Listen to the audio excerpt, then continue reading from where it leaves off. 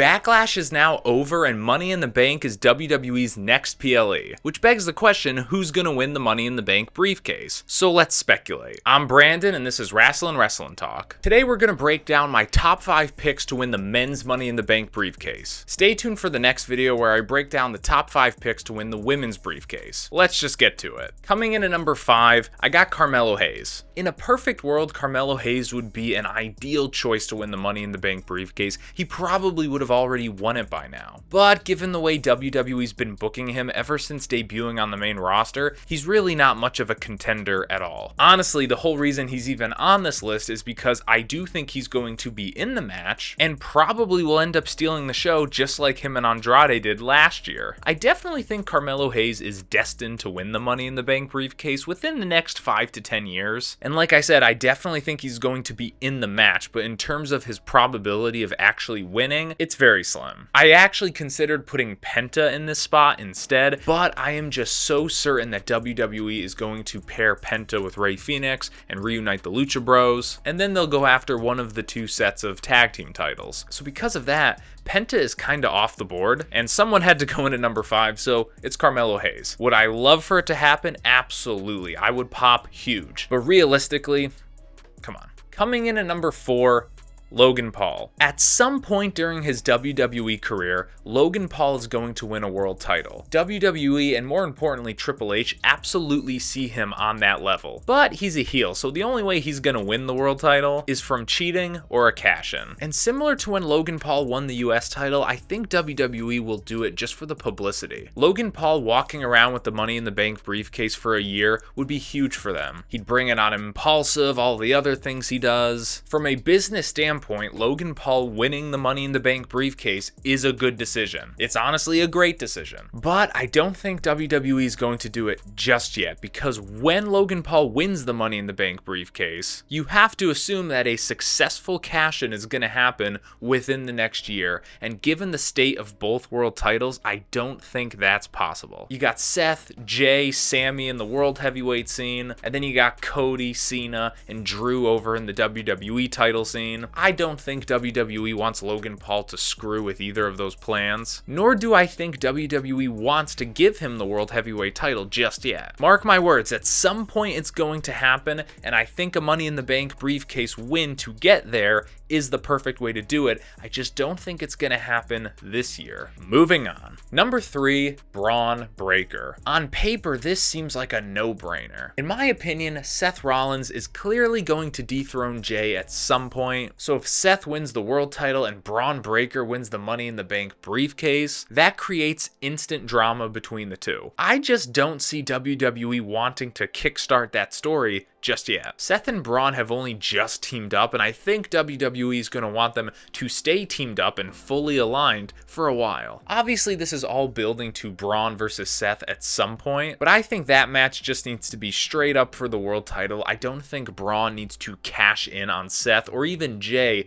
to win the world title. I think whoever wins the Money in the Bank briefcase these days, at their core, need to be a kinda opportunistic character. Someone who isn't so sure they can win a match one-on-one, so they're going to cash in at the end of a match while someone's down. Braun Breaker isn't that guy, and WWE is clearly not booking him as such. Guys like Braun Breaker, Jacob Fatu, Gunther, they are booked to be absolute destroyers. So while it would be an awesome visual to see Seth with the World Heavyweight title, Braun Breaker with the Money in the Bank briefcase, I don't think that's what WWE sees for Braun. As far as this year goes, I think he has a good possibility of being in the match if he's not already facing one of the 4 guys he's feuding with, Sami Zayn, Jey Uso, CM Punk, or Roman Reigns. But even if he's not facing any of those guys and he is in the match, I just don't see him winning this year. Alright, moving on to the 2 guys who I think are definitely in contention for winning this thing. Number 2, LA Knight. When it comes to superstars who need the Money in the Bank briefcase win, who could benefit the most from it,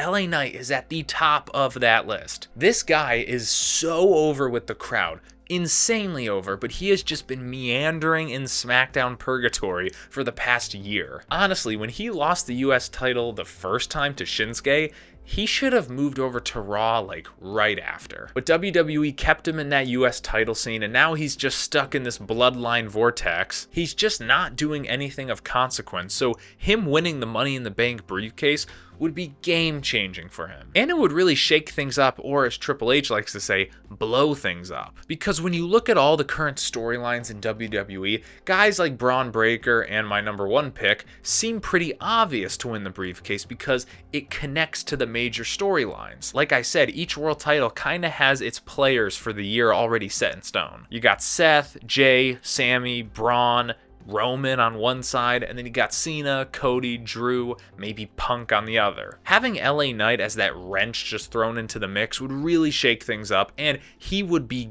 gold with the briefcase. It would finally give him something else to do, something else to play with, and whenever he cashes in, it would be a huge moment. The only thing that holds me back with LA Knight not being number one is all of the losses he's been taking recently. It makes me think WWE does not have him penciled in as one of their major players for the next year. Hopefully at some point he gets that big push and he wins a world title. But I gotta be honest, I don't think WWE is gonna give him that title this year. Which is why my number one pick is Drew McIntyre. Now I know what you're gonna say, he already won it last year. Keep in mind, he lost it that same night with a failed cash-in. And if you're kind of tracking the trajectory of Drew McIntyre's storyline these past few months, it seems like WWE is slowly building him up. He beat Damian Priest at WrestleMania, which kind of put a button on their feud, which I guess you could say started at WrestleMania 40. So if he wins the Money in the Bank briefcase this year, it kind of corrects his past mistake of the failed cash-in last year. Also, there have been reports going around that WWE wanted to give Drew McIntyre a big push in 2025